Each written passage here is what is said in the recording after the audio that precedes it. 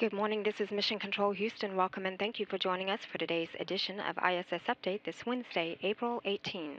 We are coming to you live from inside the International Space Station Flight Control Room, where the team here has been monitoring the systems aboard the station and also supporting the day's activities of the Expedition 30 crew members. Leading the Orbit 2 team here in the Station Flight Control Room today is Flight Director Heather Rarick, shown here in the right-hand side of your screen, and also Josh Matthew, who is serving as Capcom, relaying all ground messages up to the crew.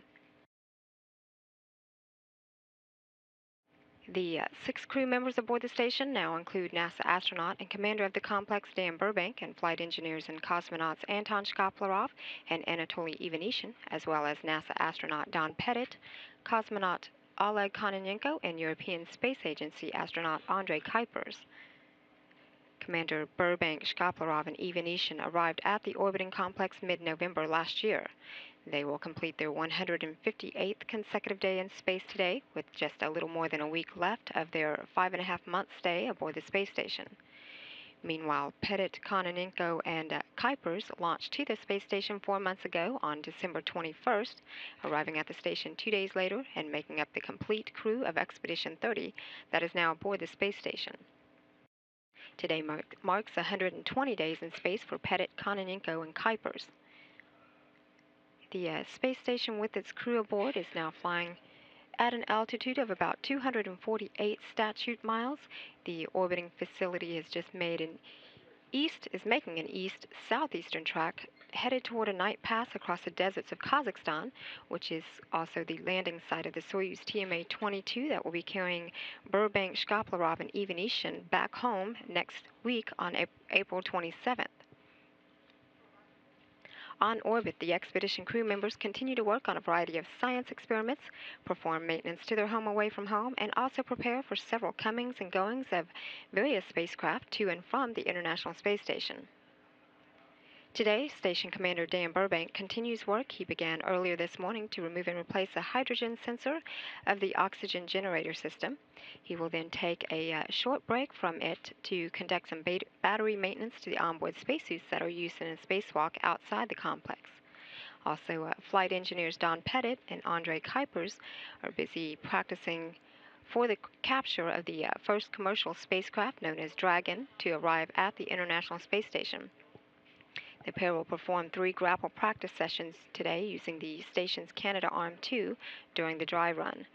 SpaceX's Dragon is set to launch from NASA's Kennedy Space Center at the end of the month on April 30th.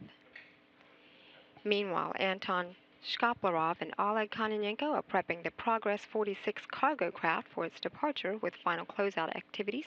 The hatches have been closed and the pair are now working on a leak pressure check of the hatches. The cargo craft is set to undock from the space station at 6:04 a.m. Central Time.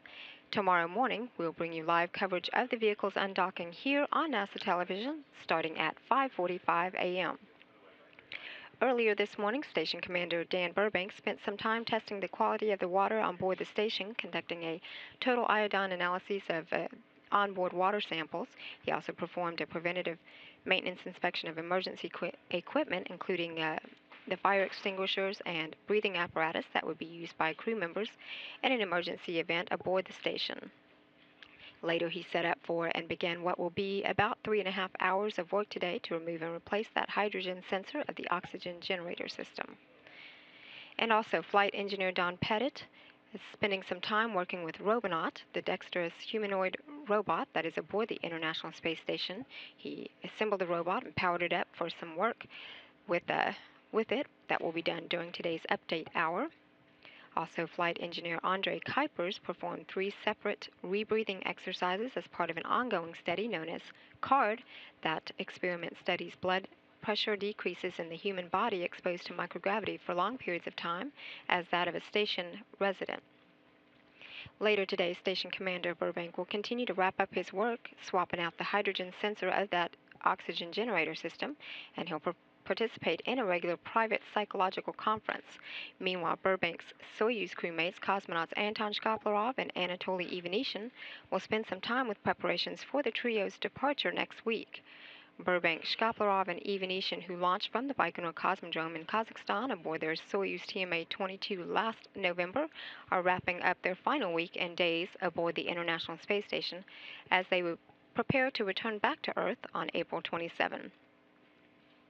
At the day's end, each crew member will have exercised to maintain his physical fitness and help mitigate the negative effects of microgravity on their bodies. The Expedition 30 crew members will do some evening prep work for another busy day in space tomorrow. They will then participate in their final daily planning conference with ground controllers around the world before entering their pre-sleep period. The crew is then scheduled to go to bed at 4:30 p.m. Central Time. This is Mission Control Houston.